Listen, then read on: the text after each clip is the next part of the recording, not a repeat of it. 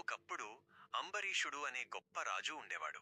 ఆయన జీవితమంతా విష్ణుభక్తే. ప్రతిరోజూ భగవంతుని నామస్మరణతోనే కాలం గడిపేవారు. ఒకసారి ఆయన ఎంతో భక్తితో ఏకాదశి వ్రతం చేశారు. మరుసటి రోజు వ్రతం పూర్తయ్యాక పారణ చేయాల్సిన సమయం వచ్చింది. కాని తనకన్నా ముందు ఒక మహర్షికి భోజనం పెట్టాలని ఆయన అనుకున్నారు. సరిగ్గా అదే సమయంలో దుర్వాస మహర్షి అక్కడికి వచ్చారు. అంబరీషుడు వినయంగా ఆయనను ఆహ్వానించారు. దుర్వాసుడు, నేను నదిలో స్నానం చేసి వస్తాను, అంతవరకు వేచి ఉండు అని చెప్పి వెళ్లారు. సమయం గడుస్తోంది. పారణ సమయం దాటిపోతే వ్రతఫలం దక్కదు. ఏం చెయ్యాలో అర్థం కాక అంబరీషుడు విష్ణువును ప్రార్థించి దైవప్రేరణతో కేవలం ఒక చుక్క నీరు తాగారు. అదే సమయంలో దుర్వాసుడు తిరిగి వచ్చారు. అది చూసి ఆయనకు చాలా కోపం వచ్చింది.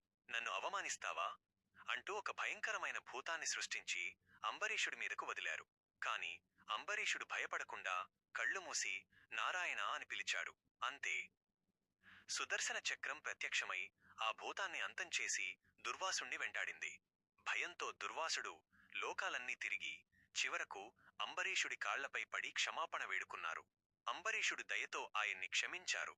అప్పుడే అందరికీ అర్థమైంది, దేవుడిని నమ్మిన భక్తుడిని ఆ దేవుడే రక్షిస్తాడని. భక్తి నిజమైతే భగవంతుడు తప్పకుండా మన వెంటే ఉంటాడు. ఈ వీడియో మీకు నచ్చితే లైక్ చేయండి, షేర్ చేయండి.